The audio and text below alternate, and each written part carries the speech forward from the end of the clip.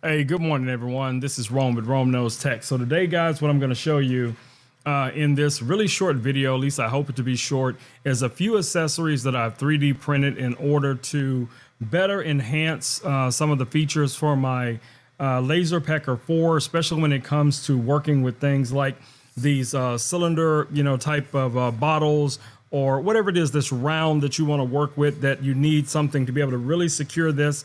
We have two different things that we're going to take a look at.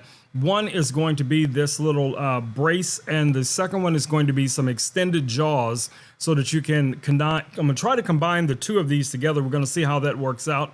But I just 3D printed the jaws, so I'm going to show you guys that here in just a second. Let's go. All right, guys, so let's get right to it. As you guys can see here, I have the LaserPecker 4 already set up here in the studio. Let's go over to my 3D printer. This is the AnchorMake M5, and you guys can see that I also 3D printed these new extension jaws. Now, these should be cool by now. I'm just going to pop this up just to see if they're going to pop off. They should, yep. So, all right, there we go. So we have all three of these new jaws. So this is what we're going to be testing. All right, so let's take this back over and take a look at these in comparison to the others. All right. Okay, guys, so this is the kit that comes with your LaserPecker 4, and you guys pretty much are familiar with this. You know, you have two different jaw size. This is the small, and this is the large jaw size that comes with it. So the greatest comparison will probably be between the large and these new ones that we printed here.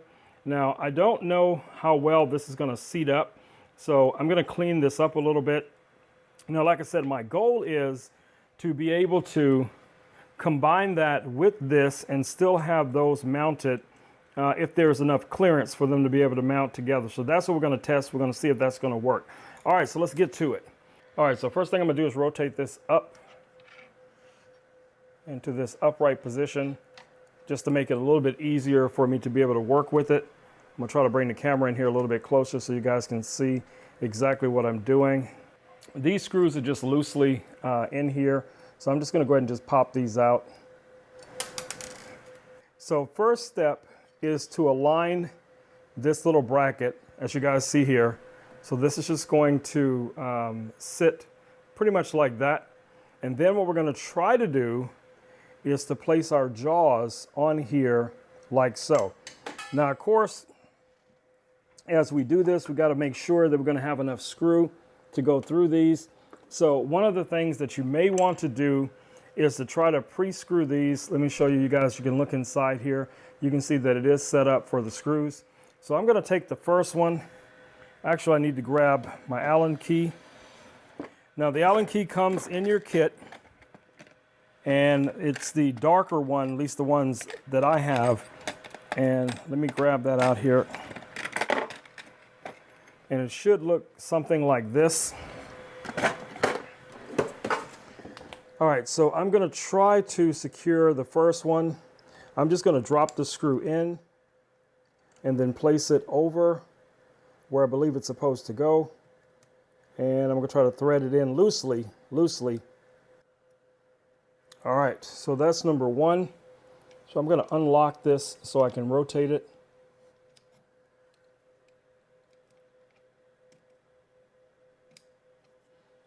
So you guys can see that a little bit better. So you can see it is on there, and we can still, nope, I don't see that it's moving. So I'm going to have to check that. So let's go ahead and take this off first. So this may be too thick with all of this together.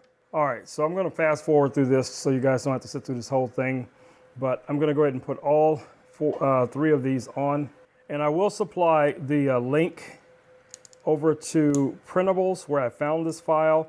I know that the person who created these is someone who is in our community that designed these, and I want to thank him, and I hope you guys will do the same. So what I'm doing here is I'm putting the screws in first, like this, and then I can line it up so I can see, and then I'll just start off with the first one just to get it started, and then I move over to the second one to get it started, And then I can just kind of tighten it down from there, just kind of going back and forth. The most important thing is you want to make sure you're not, stripping anything, cross-threading or anything like that. I've never been a fan of this style of Allen key, but we got to work with what we get.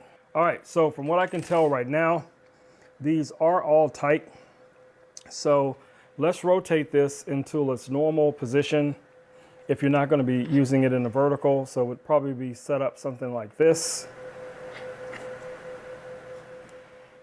And you guys can see, let me adjust this. You guys can see here is our setup so far. So of course the jaws, let me lock this in place. So as you guys can see here, our jaws come all the way together and they seat really nice. You guys can see that, okay? So let me grab maybe just one of these water bottles and we're gonna try to place this water bottle in here. So let's open this up and let's bring it together.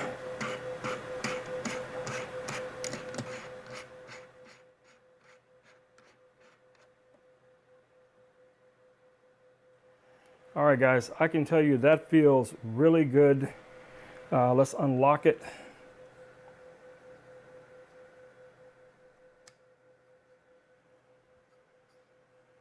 So it rotates smoothly. Now, of course, I need to balance it. So let's level this. For the most part, for your engraving, this should rotate just fine. So I can get that a little bit lower.